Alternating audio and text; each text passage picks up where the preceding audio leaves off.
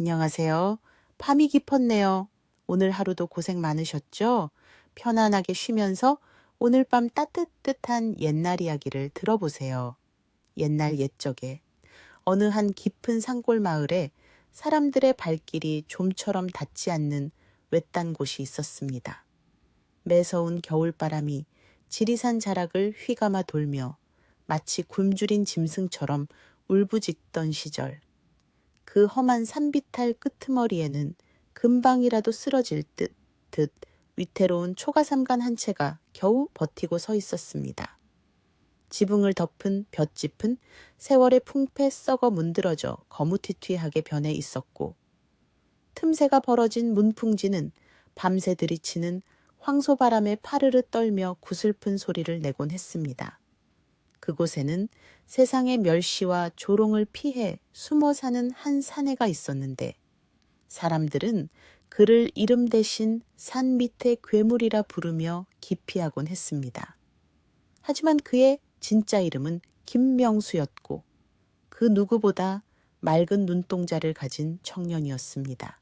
김명수의 얼굴은 차마 눈뜨고 보기 힘들 정도로 흉측하게 일그러져 있었습니다.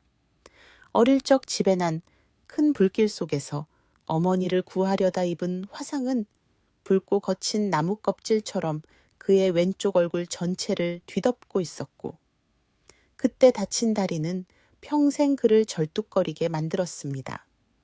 명수는 매일 아침 뼈마디가 시려오는 고통을 참으며 지팡이에 의지해 험한 산길을 오르내려야만 했습니다. 앙상하게 마른 나뭇가지를 주워 망태기에 담을 때마다 거친 바람이 그의 얇은 무명옷 사이를 파고들어 살을 내는 듯했지만, 그는 단 한 번도 자신의 기구한 운명을 저주하거나 하늘을 원망하는 말을 입 밖으로 내뱉지 않았습니다. 오히려 그는 잠시 일손을 멈추고 눈 덮인 나뭇가지 위에 내려앉은 하얀 눈송이가 만들어내는 기이하고도 아름다운 곡선을 넋을 잃고 바라보곤 했습니다. 비록 흉측한 겉모습 때문에 사람들과 어울리지 못하고 그림자처럼 살아가야 했지만, 명수의 가슴 속에는 아무도 모르는 보석 같은 재능이 숨겨져 있었습니다. 차가운 눈밭 위에 지팡이 끝으로 무심코 그려낸 매화꽃 한 송이는 금방이라도 향기를 뿜어낼 듯 생동감이 넘쳤고, 흙바닥에 그린 참새는 당장이라도 날개를 펴고 하늘로 날아오를 것만 같았습니다. 그러나 이 재능은 그의 비참한 현실 앞에서는 아무런 쓸모없는 사치에 불과했습니다. 붓을 살 돈은커녕 당장 입에 풀칠할 끼니조차 있기 힘든 형편이었기에, 명수는 그저 차가운 땅바닥을 종이 삼아, 거친 나뭇가지를 붓삼아 마음속에 맺힌 응어리를 그림으로 풀어낼 뿐이었습니다. 그림을 그리는 그 짧은 순간만큼은 세상의 냉대도 육신의 고통도 잊을 수 있었기에, 그는 꽁꽁 언 손을 호호 불어가며 바닥에 그림을 그리고 또 지웠습니다. 어느 날, 며칠째 쌀독이 바닥을 드러내어 더 이상 굶주림을 참을 수 없게 된 명수는 산에서 해온 땔감을 팔기 위해 마을 장터로 내려가야만 했습니다. 명절을 앞둔 장터는 설빔을 마련하러 나온 사람들로 북적거렸고, 떡을 찌는 구수한 냄새와 기름 냄새가 진동하여 배고픈 명수의 위장을 더욱 쓰라리게 만들었습니다. 화려한 비단 옷을 입은 양반들과 물건을 흥정하는 아낙네들의 활기찬 목소리가 장터에 가득했지만, 명수가 절뚝거리며 나타나자 그 주변은 찬물을 끼얹은 듯 순식간에 조용해졌습니다. 아이들은 명수의 얼굴을 보고 울음을 터뜨렸고, 어른들은 행여나 부정이라도 탈까봐 서둘러 고개를 돌리거나 침을 퇴뱉으며 노골적으로 혐오감을 드러냈습니다. 명수는 익숙한 멸시였지만 가슴 한구석이 욱신거려 고개를 푹 숙인 채 구석진 곳에 자리를 잡고 앉았습니다. 그때 마을에서 제일 가는 부자이자 욕심쟁이로 소문난 최부자댁의 하인들이 거드름을 피우며 장터를 지나가다 명수를 발견했습니다. 그들은 명수가 앉아있는 것만으로도 재수가 없다며 벼락같이 소리를 지르며 달려들었습니다. 이런 흉물스러운 것이 감히 어디라고 기어나와 내 놈이 여기 앉아있으니 우리 대감마님 장사운이 막히는 것 아니냐. 하인중 우두머리가 명수가 힘들게 해 온 땔감 더미를 발로 걷어차며 욕설을 퍼부었고 묶어두었던 나무들이 사방으로 흩어지며 진흙탕 속에 처박히고 말았습니다. 주변에 있던 구경꾼 중 그 누구도 명수를 도와주거나 하인들을 말리는 사람은 없었습니다. 그저 저 불길한 괴물이 빨리 사라져 주기만을 바라는 차가운 눈빛들 뿐이었습니다. 명수는 진흙투성이가 된 나무들을 주섬주섬 챙기려 했지만 떨리는 손으로는 그마저도 쉽지 않았습니다. 지옥스러움과 서러움이 목구멍까지 차올랐지만 명수는 아무런 대꾸도 하지 못한 채 흩어진 나무 몇 개만을 겨우 챙겨 서둘러 장터를 빠져나와야 했습니다. 등 뒤로 들려오는 사람들의 비웃음 소리가 비수처럼 등에 꽂히는 듯했습니다. 전생에 무슨 큰 죄를 지었기에 저런 꼴로 태어났을꼬. 누군가가 혀를 차며 던진 그 한마디가 명수의 귓가를 맴돌며 떠나지 않았습니다. 마을 어귀를 벗어나 다시 인적 드문 상일로 들어서자 참았던 눈물이 흉터진 볼을 타고 흘러내려 차가운 바람에 식어버렸습니다. 해는 서산으로 넘어가고 있었고 잿빛 구름이 몰려오면서 하늘은 금방이라도 눈을 퍼부을 듯 낮게 깔려 있었습니다. 명수는 텅 빈 지게보다 더 무거운 마음을 이끌고 어둠이 내려앉기 시작한 산길을 홀로 절뚝이며 걸어 올라갔습니다. 산을 내려올 때만 해도 희끗희끗 날리던 눈발이 어느새 앞을 분간하기 힘들 정도의 거센 눈보라로 변해 있었습니다. 명수는 뼈속까지 파고드는 추위에 몸을 잔뜩 움츠린 채 발이 푹푹 빠지는 눈길을 헤치며 집으로 향했습니다. 거친 바람소리 사이로 무언가 가늘고 애처로운 신음소리가 들려온 것은 바로 그때였습니다. 소리가 나는 곳을 향해 눈을 헤치고 다가가 보니 굵은 참나무 뿌리 근처에 놓인 녹슨소의 덫에 하얀 뱀 한 마리가 몸통이 끼인 채 고통스럽게 몸부림치고 있었습니다. 눈처럼 하얀 비늘은 찢어져 붉은 피가 하얀 눈 위에 선명하게 번져 있었고 뱀은 명수의 인기척을 느끼자 두려움에 떨며 더욱 거칠게 몸을 비틀었습니다. 보통 사람이라면 징그럽다며 피하거나 돌을 던졌을 테지만 명수는 덫에 걸린 그 작은 생명이 마치 세상이라는 덫에 걸려 신음하는 자신과 같아 보였습니다. 그는 망설임 없이 짐을 내려놓고 꽁꽁 언 손으로 차가운 소의 덫을 힘겹게 벌렸습니다. 손가락 마디마디가 끊어질 듯 아팠지만 그는 이를 악물고 덫을 벌려 뱀을 구해내었습니다. 명수는 입고 있던 낡은 저고리 안감을 찢어 상처 입은 뱀의 몸을 조심스럽게 감싸주었고 찬바람을 피할 수 있는 따뜻한 나무 옹기구멍 속에 뱀을 넣어주며 나직이 속삭였습니다. 부디 살아남거라. 이 모진 세상에서 너라도 살아야 하지 않겠느냐. 뱀은 마치 그 말을 알아들은 듯 명수를 가만히 응시하다가 어둠 속으로 사라졌습니다. 집으로 돌아온 명수는 젖은 옷과 극심한 추위 탓에 그날 밤부터 심한 고열에 시달리기 시작했습니다. 땔감도 다 떨어져 냉골이나 다름없는 방바닥에 누워 끙끙 앓고 있자니 서러움이 밀려와 정신이 혼미해졌습니다. 창호지 문 밖에서는 거센 바람이 문고리를 미친 듯이 흔들어댔고 명수는 이대로 잠들면 다시는 깨어나지 못할지도 모른다는 공포에 휩싸였습니다.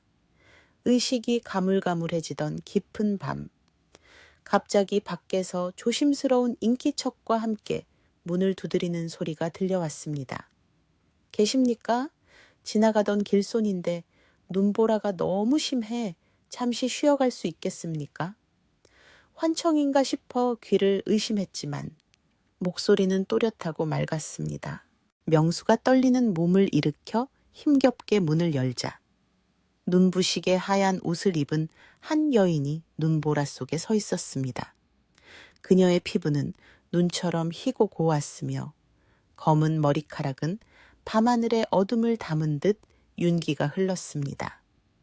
자신을 100년이라 소개한 여인은 길을 잃었다며 하룻밤 재워달라고 간청했습니다. 명수는 자신의 누추한 집과 흉측한 몰골이 부끄러워 거절하려 했지만 여인은 이미 명수의 창백한 안색을 살피더니 사양하지 않고 부엌으로 들어갔습니다. 그녀는 어디서 구했는지 모를 쌀로 흰죽을 끓여와 명수의 입에 떠넣어 주었고 물수건으로 그의 불덩이 같은 이마를 밤새 정성껏 닦아주었습니다.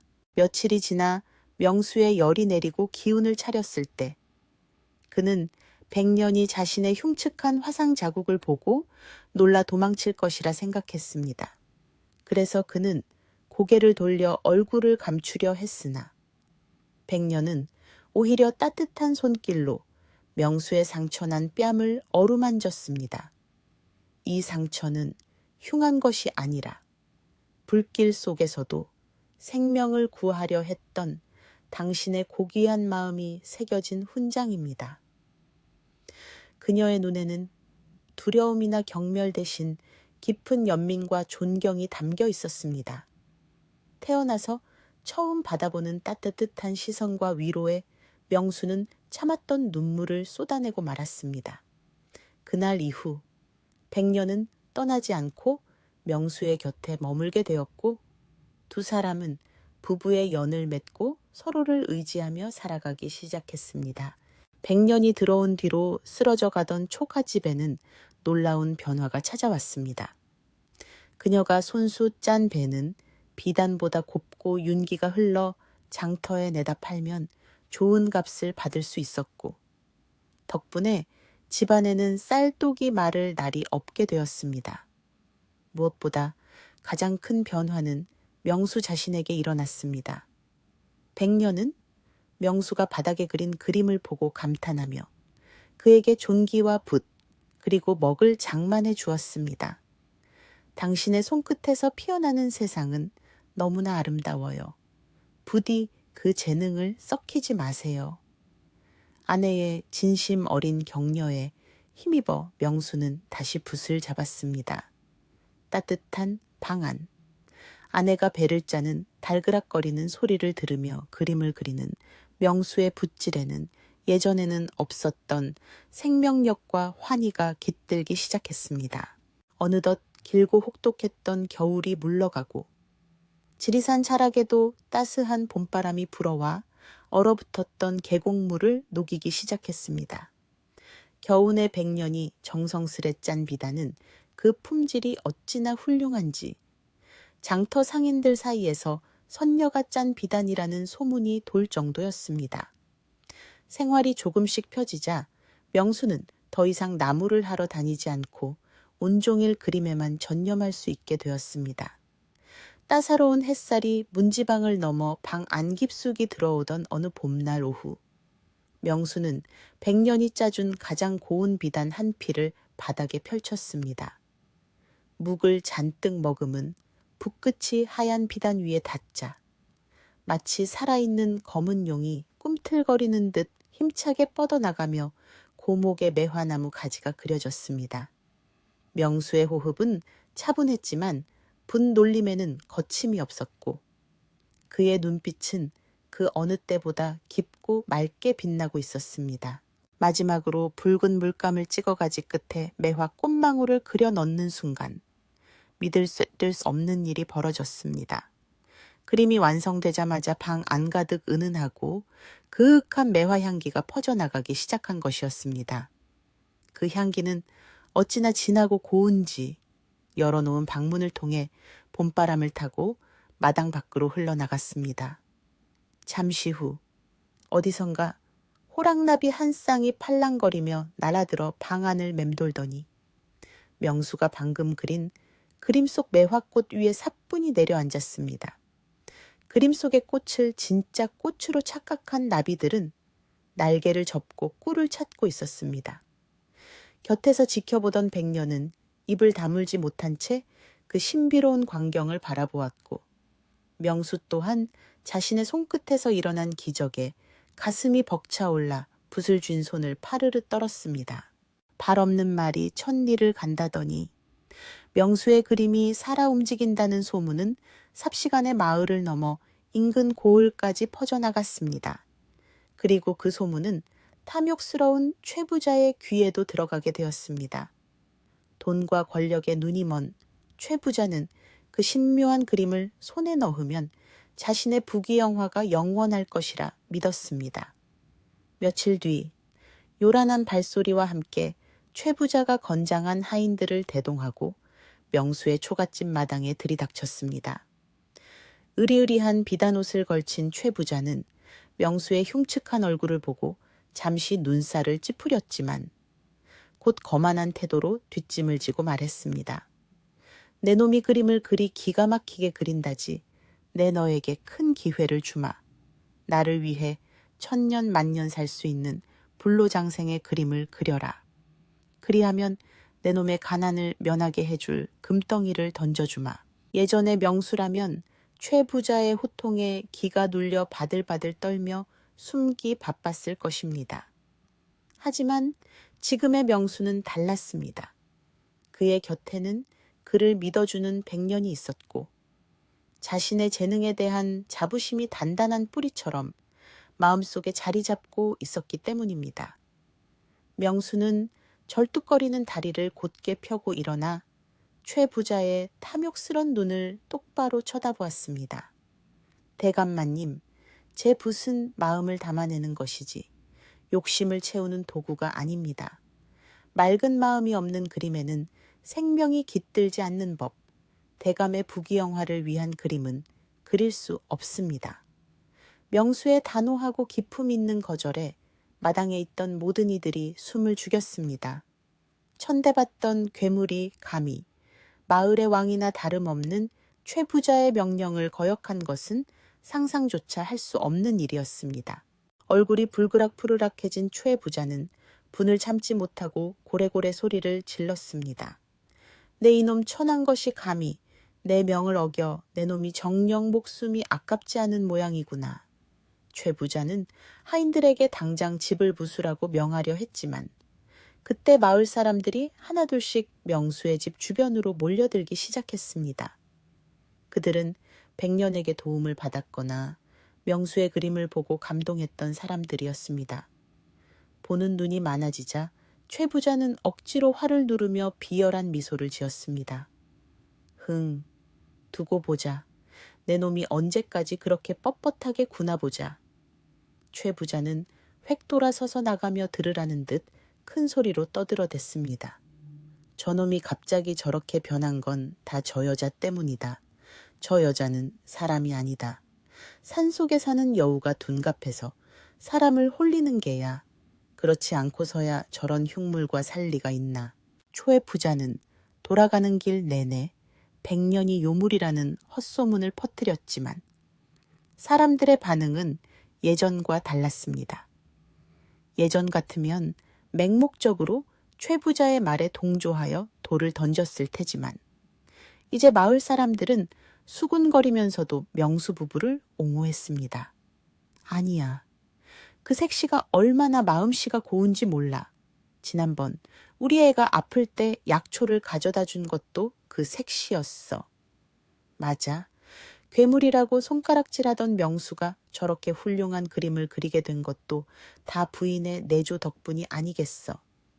최 부자가 뿌린 악의의 씨앗은 싹을 틔우지 못했고 오히려 명수 부부를 향한 사람들의 신뢰는 비온 뒤 땅이 굳어지듯 더욱 단단해져 갔습니다.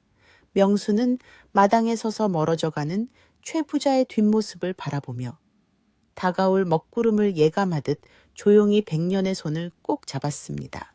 칠흑 같은 어둠이 내려앉은 그날 밤, 달빛조차 구름 뒤로 숨어버린 음산한 시각이었습니다. 최 부자는 자신의 뜻대로 되지 않는 현실에 분노하여 이성을 잃고 말았습니다. 그는 명수의 그림을 가질 수 없다면 차라리 잿더미로 만들어버리겠다는 끔찍한 도끼를 품고 가장 믿을 만한 신복들을 은밀히 불렀습니다. 쥐새끼 한 마리도 빠져나오지 못하게 집에 불을 질러라. 그 건방진 놈과 요물 같은 계집을 모조리 태워 없애고 그림이라도 건질 수 있다면 챙겨 오너라. 주인의 명을 받은 하인들은 횃불을 들고 살금살금 명수의 집으로 다가갔습니다. 모두가 깊이 잠든 새벽녘, 매캐한 기름 냄새와 함께 초가지붕 위로 시뻘건 불길이 치솟아 올랐습니다. 불은 바짝 마른 볏짚을 타고 순식간에 집 전체를 집어삼킬 듯이 맹렬한 기세로 타올랐습니다. 매캐한 연기에 놀라 잠에서 깬 명수는 불길이 이미 방문 앞까지 번진 것을 보고 소스라치게 놀랐습니다. 부인 어서 일어나시오 불이야. 명수는 다급하게 백년을 깨우고 탈출구를 찾았지만 무너져 내린 석가래와 거센 불길이 출입문을 가로막고 있었습니다. 뜨거운 열기가 살갗을 파고들었고 숨을 쉴 때마다 검은 연기가 폐를 찔러왔습니다. 명수는 자신의 몸으로 백년을 감싸 안으며 어떻게든 밖으로 나가려 발버둥 쳤지만 불편한 다리로는 역부족이었습니다. 불길이 옷자락에 옮겨 붙으려는 절체절명의 순간 백년이 명수의 앞을 막아서며 그를 깊은 눈으로 응시했습니다. 그녀의 눈동자는 평소의 검은색이 아닌 신비로운 푸른빛으로 일렁이고 있었습니다. 안녕하세요. 밤이 깊었네요. 오늘 하루도 고생 많으셨죠? 편안하게 쉬면서 오늘 밤 따뜻한 옛날 이야기를 들어보세요. 옛날 옛적에 어느 한 깊은 산골 마을에 사람들의 발길이 좀처럼 닿지 않는 외딴 곳이 있었습니다. 매서운 겨울바람이 지리산 자락을 휘감아 돌며 마치 굶주린 짐승처럼 울부짖던 시절, 그 험한 산비탈 끄트머리에는 금방이라도 쓰러질 듯 위태로운 초가삼간 한 채가 겨우 버티고 서 있었습니다. 지붕을 덮은 볏짚은 세월의 풍패 썩어 문드러져 거무튀튀하게 변해 있었고 틈새가 벌어진 문풍지는 밤새 들이치는 황소바람에 파르르 떨며 구슬픈 소리를 내곤 했습니다. 그곳에는 세상의 멸시와 조롱을 피해 숨어 사는 한 사내가 있었는데 사람들은 그를 이름 대신 산 밑의 괴물이라 부르며 기피하곤 했습니다. 하지만 그의 진짜 이름은 김명수였고 그 누구보다 맑은 눈동자를 가진 청년이었습니다. 김명수의 얼굴은 차마 눈뜨고 보기 힘들 정도로 흉측하게 일그러져 있었습니다. 어릴 적 집에 난 큰 불길 속에서 어머니를 구하려다 입은 화상은 붉고 거친 나무 껍질처럼 그의 왼쪽 얼굴 전체를 뒤덮고 있었고 그때 다친 다리는 평생 그를 절뚝거리게 만들었습니다. 명수는 매일 아침 뼈마디가 시려오는 고통을 참으며 지팡이에 의지해 험한 산길을 오르내려야만 했습니다.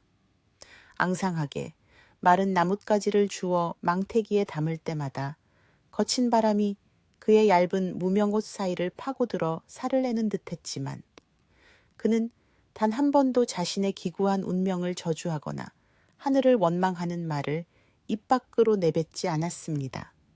오히려 그는 잠시 일손을 멈추고 눈 덮인 나뭇가지 위에 내려앉은 하얀 눈송이가 만들어내는 기이하고도 아름다운 곡선을 넋을 잃고 바라보곤 했습니다. 비록 흉측한 겉모습 때문에 사람들과 어울리지 못하고 그림자처럼 살아가야 했지만 명수의 가슴 속에는 아무도 모르는 보석 같은 재능이 숨겨져 있었습니다.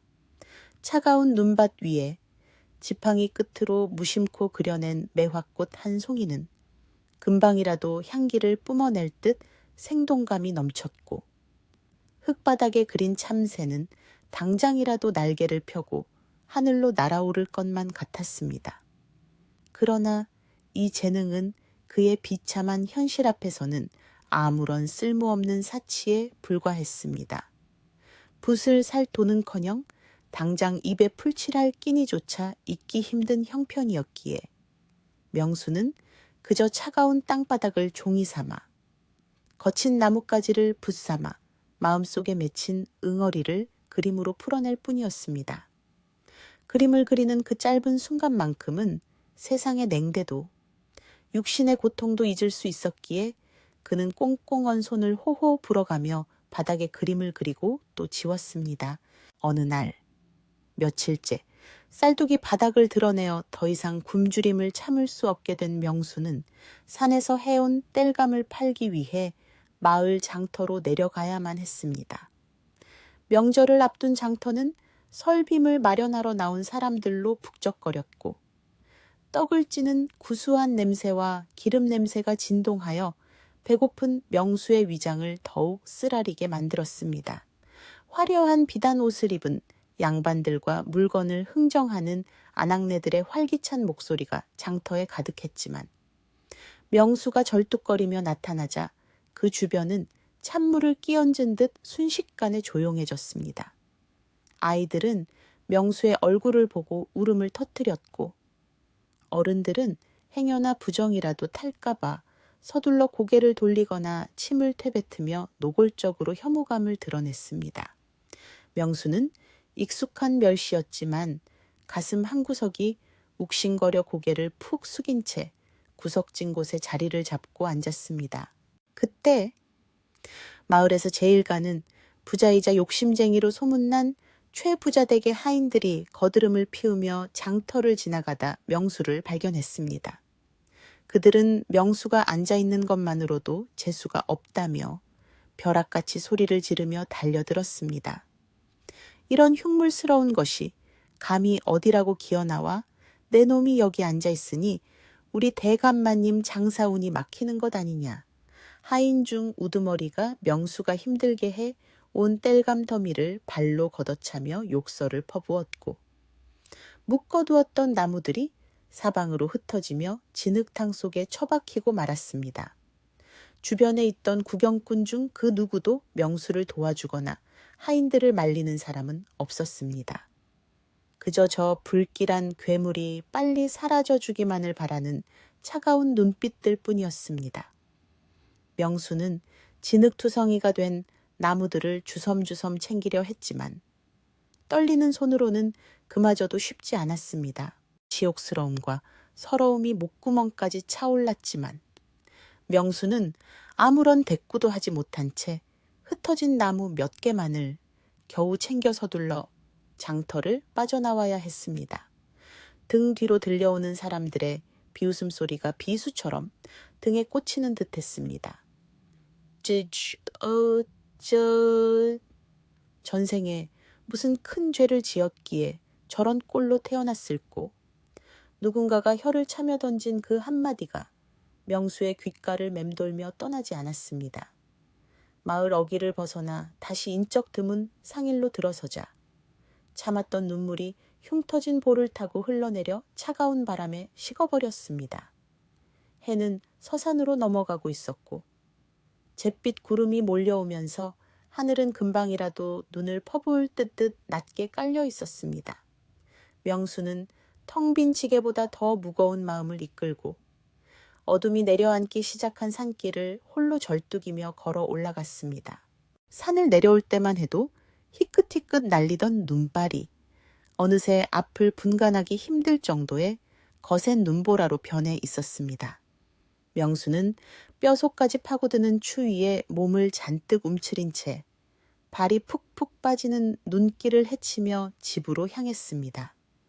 거친 바람소리 사이로 무언가 가늘고 애처로운 신음소리가 들려온 것은 바로 그때였습니다. 소리가 나는 곳을 향해 눈을 헤치고 다가가 보니 굵은 참나무 뿌리 근처에 놓인 녹슨소의 덫에 하얀 뱀 한 마리가 몸통이 끼인 채 고통스럽게 몸부림치고 있었습니다. 눈처럼 하얀 비늘은 찢어져 붉은 피가 하얀 눈 위에 선명하게 번져 있었고 뱀은 명수의 인기척을 느끼자 두려움에 떨며 더욱 거칠게 몸을 비틀었습니다. 보통 사람이라면 징그럽다며 피하거나 돌을 던졌을 테지만 명수는 덫에 걸린 그 작은 생명이 마치 세상이라는 덫에 걸려 신음하는 자신과 같아 보였습니다. 그는 망설임 없이 짐을 내려놓고 꽁꽁 언 손으로 차가운 소의 덫을 힘겹게 벌렸습니다. 손가락 마디마디가 끊어질 듯 아팠지만 그는 이를 악물고 덫을 벌려 뱀을 구해내었습니다. 명수는 입고 있던 낡은 저고리 안감을 찢어 상처 입은 뱀의 몸을 조심스럽게 감싸주었고 찬바람을 피할 수 있는 따뜻한 나무 옹기구멍 속에 뱀을 넣어주며 나직이 속삭였습니다. 부디 살아남거라. 이 모진 세상에서 너라도 살아야 하지 않겠느냐.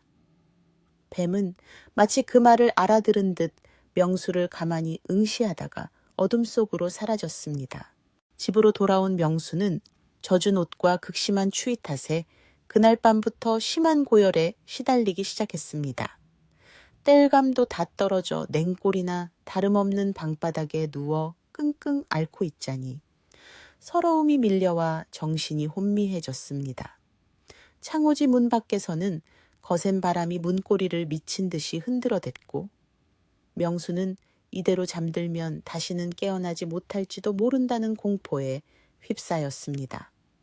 의식이 가물가물해지던 깊은 밤, 갑자기 밖에서 조심스러운 인기척과 함께 문을 두드리는 소리가 들려왔습니다. 계십니까? 지나가던 길손인데 눈보라가 너무 심해 잠시 쉬어갈 수 있겠습니까? 환청인가 싶어 귀를 의심했지만 목소리는 또렷하고 맑았습니다. 명수가 떨리는 몸을 일으켜 힘겹게 문을 열자 눈부시게 하얀 옷을 입은 한 여인이 눈보라 속에 서 있었습니다. 그녀의 피부는 눈처럼 희고 고왔으며 검은 머리카락은 밤하늘의 어둠을 담은 듯 윤기가 흘렀습니다. 자신을 100년이라 소개한 여인은 길을 잃었다며 하룻밤 재워달라고 간청했습니다. 명수는 자신의 누추한 집과 흉측한 몰골이 부끄러워 거절하려 했지만 여인은 이미 명수의 창백한 안색을 살피더니 사양하지 않고 부엌으로 들어갔습니다. 그녀는 어디서 구했는지 모를 쌀로 흰죽을 끓여와 명수의 입에 떠넣어 주었고 물수건으로 그의 불덩이 같은 이마를 밤새 정성껏 닦아주었습니다. 며칠이 지나 명수의 열이 내리고 기운을 차렸을 때 그는 100년이 자신의 흉측한 화상 자국을 보고 놀라 도망칠 것이라 생각했습니다. 그래서 그는 고개를 돌려 얼굴을 감추려 했으나 100년은 오히려 따뜻한 손길로 명수의 상처난 뺨을 어루만졌습니다. 이 상처는 흉한 것이 아니라 불길 속에서도 생명을 구하려 했던 당신의 고귀한 마음이 새겨진 훈장입니다. 그녀의 눈에는 두려움이나 경멸 대신 깊은 연민과 존경이 담겨 있었습니다.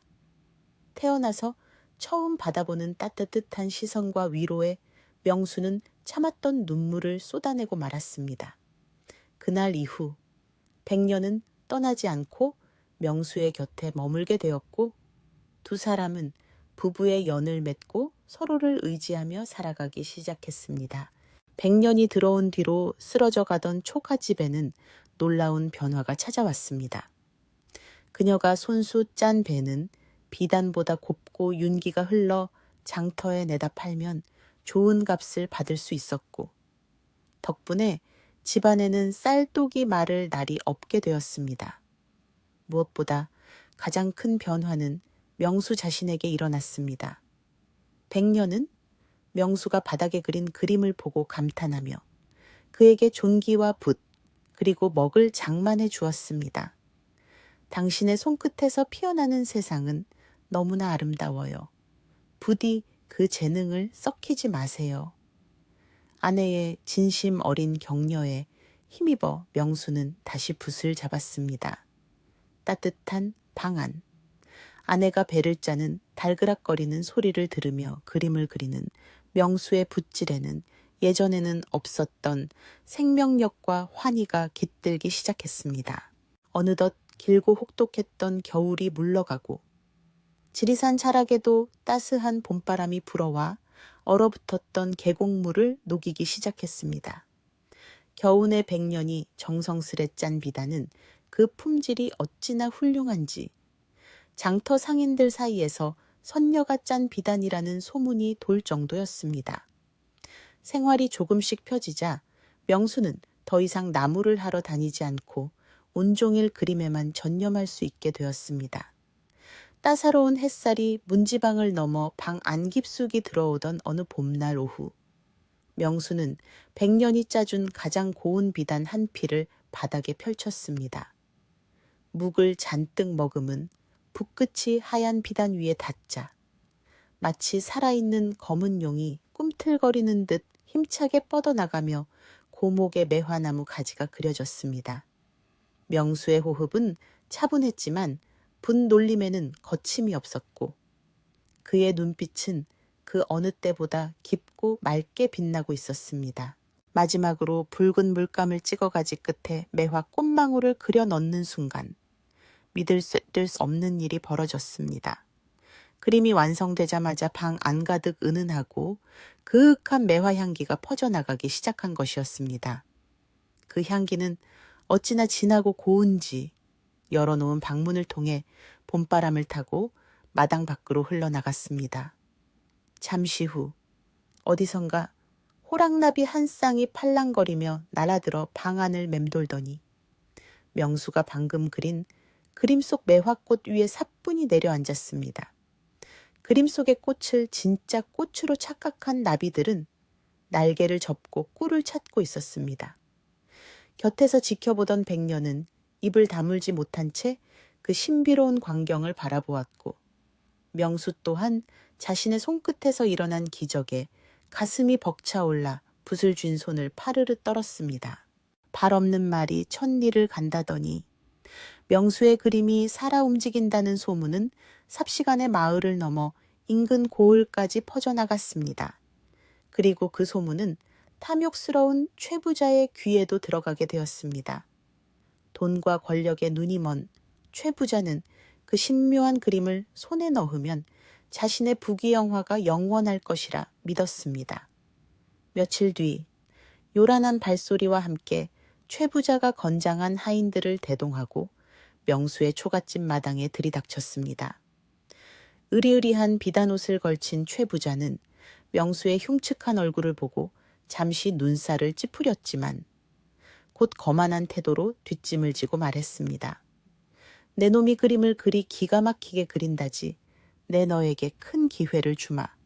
나를 위해 천년 만년 살 수 있는 불로장생의 그림을 그려라.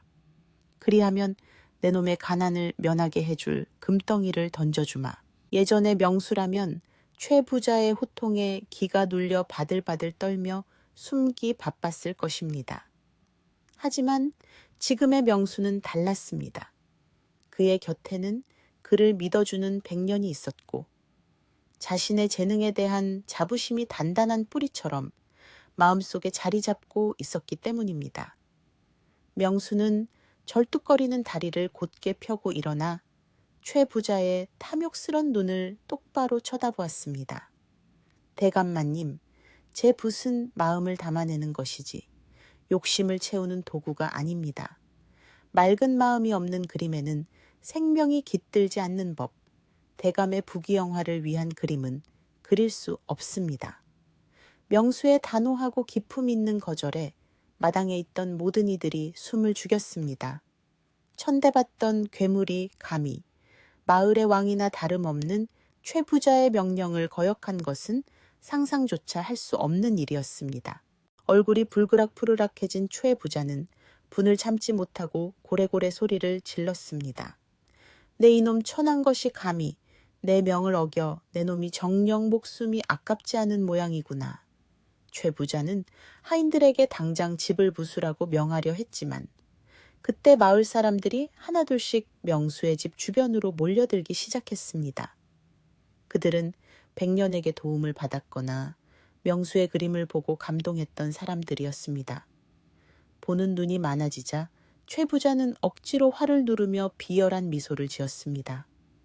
흥, 두고 보자. 내 놈이 언제까지 그렇게 뻣뻣하게 구나보자. 최 부자는 획 돌아서서 나가며 들으라는 듯 큰 소리로 떠들어댔습니다. 저놈이 갑자기 저렇게 변한 건 다 저 여자 때문이다. 저 여자는 사람이 아니다. 산속에 사는 여우가 둔갑해서 사람을 홀리는 게야. 그렇지 않고서야 저런 흉물과 살 리가 있나. 초의 부자는 돌아가는 길 내내 백년이 요물이라는 헛소문을 퍼뜨렸지만 사람들의 반응은 예전과 달랐습니다. 예전 같으면 맹목적으로 최 부자의 말에 동조하여 돌을 던졌을 테지만 이제 마을 사람들은 수군거리면서도 명수 부부를 옹호했습니다. 아니야. 그 색시가 얼마나 마음씨가 고운지 몰라. 지난번 우리 애가 아플 때 약초를 가져다 준 것도 그 색시였어. 맞아. 괴물이라고 손가락질하던 명수가 저렇게 훌륭한 그림을 그리게 된 것도 다 부인의 내조 덕분이 아니겠어. 최 부자가 뿌린 악의의 씨앗은 싹을 틔우지 못했고 오히려 명수 부부를 향한 사람들의 신뢰는 비온 뒤 땅이 굳어지듯 더욱 단단해져 갔습니다. 명수는 마당에 서서 멀어져가는 최 부자의 뒷모습을 바라보며 다가올 먹구름을 예감하듯 조용히 백년의 손을 꼭 잡았습니다. 칠흑 같은 어둠이 내려앉은 그날 밤, 달빛조차 구름 뒤로 숨어버린 음산한 시각이었습니다. 최 부자는 자신의 뜻대로 되지 않는 현실에 분노하여 이성을 잃고 말았습니다. 그는 명수의 그림을 가질 수 없다면 차라리 잿더미로 만들어버리겠다는 끔찍한 도끼를 품고 가장 믿을 만한 신복들을 은밀히 불렀습니다. 쥐새끼 한 마리도 빠져나오지 못하게 집에 불을 질러라. 그 건방진 놈과 요물 같은 계집을 모조리 태워 없애고 그림이라도 건질 수 있다면 챙겨 오너라. 주인의 명을 받은 하인들은 횃불을 들고 살금살금 명수의 집으로 다가갔습니다. 모두가 깊이 잠든 새벽녘, 매캐한 기름 냄새와 함께 초가지붕 위로 시뻘건 불길이 치솟아 올랐습니다. 불은 바짝 마른 볏짚을 타고 순식간에 집 전체를 집어삼킬 듯이 맹렬한 기세로 타올랐습니다. 매캐한 연기에 놀라 잠에서 깬 명수는 불길이 이미 방문 앞까지 번진 것을 보고 소스라치게 놀랐습니다. 부인 어서 일어나시오 불이야. 명수는 다급하게 백년을 깨우고 탈출구를 찾았지만 무너져 내린 석가래와 거센 불길이 출입문을 가로막고 있었습니다. 뜨거운 열기가 살갗을 파고들었고 숨을 쉴 때마다 검은 연기가 폐를 찔러왔습니다. 명수는 자신의 몸으로 백년을 감싸 안으며 어떻게든 밖으로 나가려 발버둥 쳤지만 불편한 다리로는 역부족이었습니다. 불길이 옷자락에 옮겨붙으려는 절체절명의 순간 백년이 명수의 앞을 막아서며 그를 깊은 눈으로 응시했습니다. 그녀의 눈동자는 평소의 검은색이 아닌 신비로운 푸른빛으로 일렁이고 있었습니다. 안녕하세요. 밤이 깊었네요. 오늘 하루도 고생 많으셨죠? 편안하게 쉬면서 오늘 밤 따뜻한 옛날 이야기를 들어보세요. 옛날 옛적에 어느 한 깊은 산골 마을에 사람들의 발길이 좀처럼 닿지 않는 외딴 곳이 있었습니다. 매서운 겨울바람이 지리산 자락을 휘감아 돌며 마치 굶주린 짐승처럼 울부짖던 시절, 그 험한 산비탈 끄트머리에는 금방이라도 쓰러질 듯 위태로운 초가삼간 한 채가 겨우 버티고 서 있었습니다. 지붕을 덮은 볏짚은 세월의 풍패 썩어 문드러져 거무튀튀하게 변해 있었고 틈새가 벌어진 문풍지는 밤새 들이치는 황소바람에 파르르 떨며 구슬픈 소리를 내곤 했습니다. 그곳에는 세상의 멸시와 조롱을 피해 숨어 사는 한 사내가 있었는데 사람들은 그를 이름 대신 산 밑의 괴물이라 부르며 기피하곤 했습니다. 하지만 그의 진짜 이름은 김명수였고 그 누구보다 맑은 눈동자를 가진 청년이었습니다. 김명수의 얼굴은 차마 눈 뜨고 보기 힘들 정도로 흉측하게 일그러져 있었습니다. 어릴 적 집에 난 큰 불길 속에서 어머니를 구하려다 입은 화상은 붉고 거친 나무 껍질처럼 그의 왼쪽 얼굴 전체를 뒤덮고 있었고, 그때 다친 다리는 평생 그를 절뚝거리게 만들었습니다. 명수는 매일 아침 뼈마디가 시려오는 고통을 참으며 지팡이에 의지해 험한 산길을 오르내려야만 했습니다.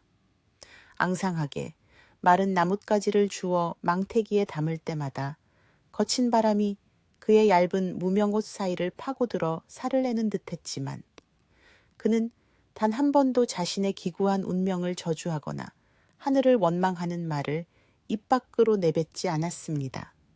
오히려 그는 잠시 일손을 멈추고 눈 덮인 나뭇가지 위에 내려앉은 하얀 눈송이가 만들어내는 기이하고도 아름다운 곡선을 넋을 잃고 바라보곤 했습니다. 비록 흉측한 겉모습 때문에 사람들과 어울리지 못하고 그림자처럼 살아가야 했지만, 명수의 가슴 속에는 아무도 모르는 보석 같은 재능이 숨겨져 있었습니다. 차가운 눈밭 위에 지팡이 끝으로 무심코 그려낸 매화꽃 한 송이는 금방이라도 향기를 뿜어낼 듯 생동감이 넘쳤고, 흙바닥에 그린 참새는 당장이라도 날개를 펴고 하늘로 날아오를 것만 같았습니다. 그러나 이 재능은 그의 비참한 현실 앞에서는 아무런 쓸모없는 사치에 불과했습니다. 붓을 살 돈은커녕 당장 입에 풀칠할 끼니조차 있기 힘든 형편이었기에 명수는 그저 차가운 땅바닥을 종이 삼아 거친 나뭇가지를 붓삼아 마음속에 맺힌 응어리를 그림으로 풀어낼 뿐이었습니다. 그림을 그리는 그 짧은 순간만큼은 세상의 냉대도 육신의 고통도 잊을 수 있었기에 그는 꽁꽁 언 손을 호호 불어가며 바닥에 그림을 그리고 또 지웠습니다. 어느 날, 며칠째 쌀독이 바닥을 드러내어 더 이상 굶주림을 참을 수 없게 된 명수는 산에서 해온 땔감을 팔기 위해 마을 장터로 내려가야만 했습니다. 명절을 앞둔 장터는 설빔을 마련하러 나온 사람들로 북적거렸고, 떡을 찌는 구수한 냄새와 기름 냄새가 진동하여 배고픈 명수의 위장을 더욱 쓰라리게 만들었습니다. 화려한 비단 옷을 입은 양반들과 물건을 흥정하는 아낙네들의 활기찬 목소리가 장터에 가득했지만, 명수가 절뚝거리며 나타나자 그 주변은 찬물을 끼얹은 듯 순식간에 조용해졌습니다. 아이들은 명수의 얼굴을 보고 울음을 터뜨렸고, 어른들은 행여나 부정이라도 탈까봐 서둘러 고개를 돌리거나 침을 퇴뱉으며 노골적으로 혐오감을 드러냈습니다. 명수는 익숙한 멸시였지만 가슴 한구석이 욱신거려 고개를 푹 숙인 채 구석진 곳에 자리를 잡고 앉았습니다. 그때 마을에서 제일 가는 부자이자 욕심쟁이로 소문난 최부자댁의 하인들이 거드름을 피우며 장터를 지나가다 명수를 발견했습니다. 그들은 명수가 앉아있는 것만으로도 재수가 없다며 벼락같이 소리를 지르며 달려들었습니다.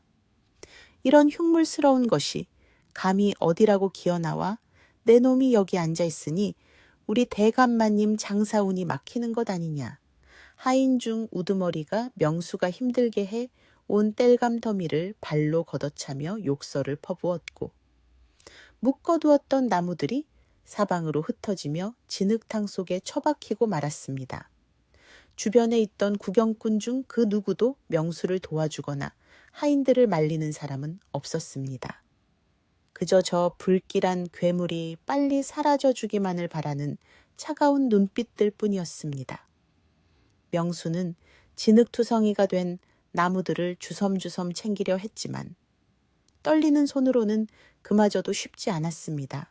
지옥스러움과 서러움이 목구멍까지 차올랐지만 명수는 아무런 대꾸도 하지 못한 채 흩어진 나무 몇 개만을 겨우 챙겨 서둘러 장터를 빠져나와야 했습니다.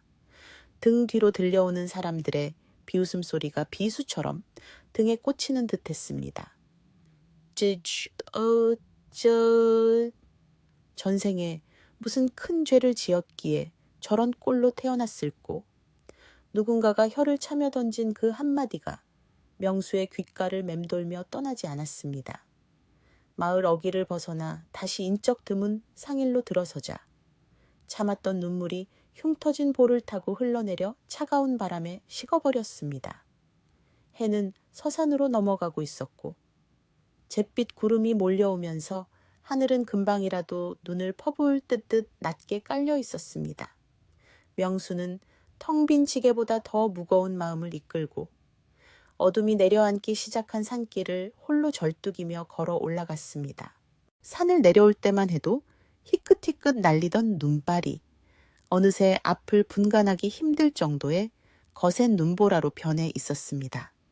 명수는 뼈속까지 파고드는 추위에 몸을 잔뜩 움츠린 채 발이 푹푹 빠지는 눈길을 헤치며 집으로 향했습니다. 거친 바람소리 사이로 무언가 가늘고 애처로운 신음소리가 들려온 것은 바로 그때였습니다. 소리가 나는 곳을 향해 눈을 헤치고 다가가 보니 굵은 참나무 뿌리 근처에 놓인 녹슨소의 덫에 하얀 뱀 한 마리가 몸통이 끼인 채 고통스럽게 몸부림치고 있었습니다. 눈처럼 하얀 비늘은 찢어져 붉은 피가 하얀 눈 위에 선명하게 번져 있었고 뱀은 명수의 인기척을 느끼자 두려움에 떨며 더욱 거칠게 몸을 비틀었습니다. 보통 사람이라면 징그럽다며 피하거나 돌을 던졌을 테지만 명수는 덫에 걸린 그 작은 생명이 마치 세상이라는 덫에 걸려 신음하는 자신과 같아 보였습니다. 그는 망설임 없이 짐을 내려놓고 꽁꽁 언 손으로 차가운 소의 덫을 힘겹게 벌렸습니다. 손가락 마디마디가 끊어질 듯 아팠지만 그는 이를 악물고 덫을 벌려 뱀을 구해내었습니다. 명수는 입고 있던 낡은 저고리 안감을 찢어 상처 입은 뱀의 몸을 조심스럽게 감싸주었고 찬바람을 피할 수 있는 따뜻한 나무 옹기구멍 속에 뱀을 넣어주며 나직이 속삭였습니다. 부디 살아남거라. 이 모진 세상에서 너라도 살아야 하지 않겠느냐. 뱀은 마치 그 말을 알아들은 듯 명수를 가만히 응시하다가 어둠 속으로 사라졌습니다. 집으로 돌아온 명수는 젖은 옷과 극심한 추위 탓에 그날 밤부터 심한 고열에 시달리기 시작했습니다. 땔감도 다 떨어져 냉골이나 다름없는 방바닥에 누워 끙끙 앓고 있자니 서러움이 밀려와 정신이 혼미해졌습니다. 창호지 문 밖에서는 거센 바람이 문고리를 미친 듯이 흔들어댔고 명수는 이대로 잠들면 다시는 깨어나지 못할지도 모른다는 공포에 휩싸였습니다. 의식이 가물가물해지던 깊은 밤, 갑자기 밖에서 조심스러운 인기척과 함께 문을 두드리는 소리가 들려왔습니다. 계십니까? 지나가던 길손인데 눈보라가 너무 심해 잠시 쉬어갈 수 있겠습니까? 환청인가 싶어 귀를 의심했지만 목소리는 또렷하고 맑았습니다. 명수가 떨리는 몸을 일으켜 힘겹게 문을 열자 눈부시게 하얀 옷을 입은 한 여인이 눈보라 속에 서 있었습니다. 그녀의 피부는 눈처럼 희고 고왔으며 검은 머리카락은 밤하늘의 어둠을 담은 듯 윤기가 흘렀습니다. 자신을 100년이라 소개한 여인은 길을 잃었다며 하룻밤 재워달라고 간청했습니다. 명수는 자신의 누추한 집과 흉측한 몰골이 부끄러워 거절하려 했지만 여인은 이미 명수의 창백한 안색을 살피더니 사양하지 않고 부엌으로 들어갔습니다. 그녀는 어디서 구했는지 모를 쌀로 흰죽을 끓여와 명수의 입에 떠넣어 주었고 물수건으로 그의 불덩이 같은 이마를 밤새 정성껏 닦아주었습니다. 며칠이 지나 명수의 열이 내리고 기운을 차렸을 때 그는 100년이 자신의 흉측한 화상 자국을 보고 놀라 도망칠 것이라 생각했습니다. 그래서 그는 고개를 돌려 얼굴을 감추려 했으나 백년은 오히려 따뜻한 손길로 명수의 상처난 뺨을 어루만졌습니다. 이 상처는 흉한 것이 아니라 불길 속에서도 생명을 구하려 했던 당신의 고귀한 마음이 새겨진 훈장입니다. 그녀의 눈에는 두려움이나 경멸 대신 깊은 연민과 존경이 담겨 있었습니다. 태어나서 처음 받아보는 따뜻한 시선과 위로에 명수는 참았던 눈물을 쏟아내고 말았습니다. 그날 이후 백년은 떠나지 않고 명수의 곁에 머물게 되었고 두 사람은 부부의 연을 맺고 서로를 의지하며 살아가기 시작했습니다. 백년이 들어온 뒤로 쓰러져 가던 초가집에는 놀라운 변화가 찾아왔습니다. 그녀가 손수 짠 배는 비단보다 곱고 윤기가 흘러 장터에 내다 팔면 좋은 값을 받을 수 있었고 덕분에 집안에는 쌀독이 마를 날이 없게 되었습니다. 무엇보다 가장 큰 변화는 명수 자신에게 일어났습니다. 백년은 명수가 바닥에 그린 그림을 보고 감탄하며 그에게 종기와 붓 그리고 먹을 장만해 주었습니다. 당신의 손끝에서 피어나는 세상은 너무나 아름다워요. 부디 그 재능을 썩히지 마세요. 아내의 진심 어린 격려에 힘입어 명수는 다시 붓을 잡았습니다. 따뜻한 방 안. 아내가 배를 짜는 달그락거리는 소리를 들으며 그림을 그리는 명수의 붓질에는 예전에는 없었던 생명력과 환희가 깃들기 시작했습니다. 어느덧 길고 혹독했던 겨울이 물러가고 지리산 자락에도 따스한 봄바람이 불어와 얼어붙었던 계곡물을 녹이기 시작했습니다. 겨우내 백년이 정성스레 짠 비단은 그 품질이 어찌나 훌륭한지 장터 상인들 사이에서 선녀가 짠 비단이라는 소문이 돌 정도였습니다. 생활이 조금씩 펴지자 명수는 더 이상 나무를 하러 다니지 않고 온종일 그림에만 전념할 수 있게 되었습니다.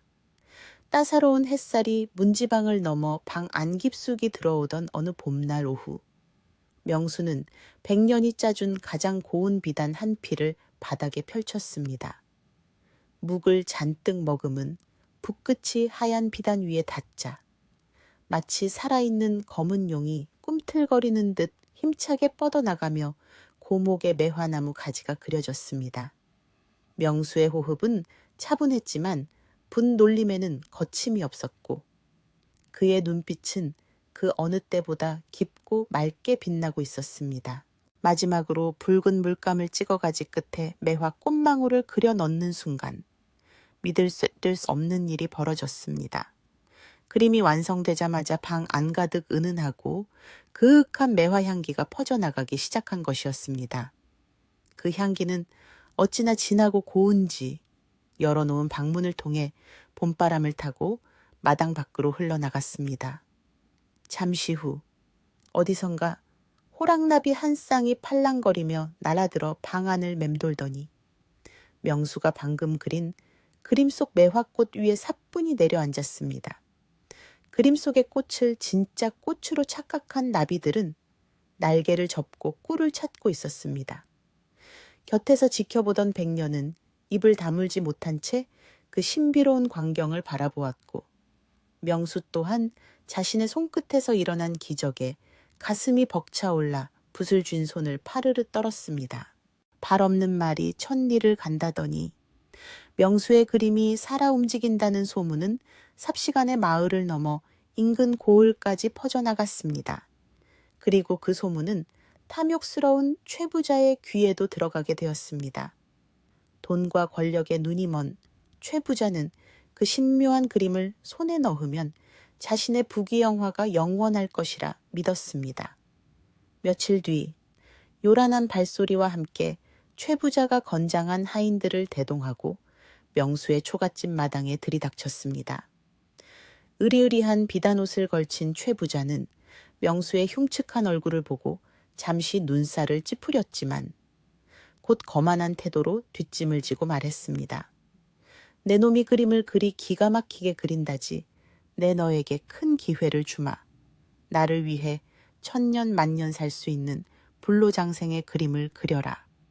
그리하면 내 놈의 가난을 면하게 해줄 금덩이를 던져주마. 예전의 명수라면 최 부자의 호통에 기가 눌려 바들바들 떨며 숨기 바빴을 것입니다. 하지만 지금의 명수는 달랐습니다. 그의 곁에는 그를 믿어주는 백년이 있었고 자신의 재능에 대한 자부심이 단단한 뿌리처럼 마음속에 자리 잡고 있었기 때문입니다. 명수는 절뚝거리는 다리를 곧게 펴고 일어나 최 부자의 탐욕스런 눈을 똑바로 쳐다보았습니다. 대감마님, 제 붓은 마음을 담아내는 것이지 욕심을 채우는 도구가 아닙니다. 맑은 마음이 없는 그림에는 생명이 깃들지 않는 법, 대감의 부귀영화를 위한 그림은 그릴 수 없습니다. 명수의 단호하고 기품 있는 거절에 마당에 있던 모든 이들이 숨을 죽였습니다. 천대받던 괴물이 감히 마을의 왕이나 다름없는 최 부자의 명령을 거역한 것은 상상조차 할 수 없는 일이었습니다. 얼굴이 불그락푸르락해진 최 부자는 분을 참지 못하고 고래고래 소리를 질렀습니다. 내 이놈 천한 것이 감히 내 명을 어겨 내 놈이 정녕 목숨이 아깝지 않은 모양이구나. 최 부자는 하인들에게 당장 집을 부수라고 명하려 했지만 그때 마을 사람들이 하나둘씩 명수의 집 주변으로 몰려들기 시작했습니다. 그들은 백년에게 도움을 받았거나 명수의 그림을 보고 감동했던 사람들이었습니다. 보는 눈이 많아지자 최 부자는 억지로 화를 누르며 비열한 미소를 지었습니다. 흥, 두고 보자. 내 놈이 언제까지 그렇게 뻣뻣하게 구나보자. 최 부자는 획 돌아서서 나가며 들으라는 듯 큰 소리로 떠들어댔습니다. 저놈이 갑자기 저렇게 변한 건 다 저 여자 때문이다. 저 여자는 사람이 아니다. 산속에 사는 여우가 둔갑해서 사람을 홀리는 게야. 그렇지 않고서야 저런 흉물과 살리가 있나. 초의 부자는 돌아가는 길 내내 백년이 요물이라는 헛소문을 퍼뜨렸지만 사람들의 반응은 예전과 달랐습니다.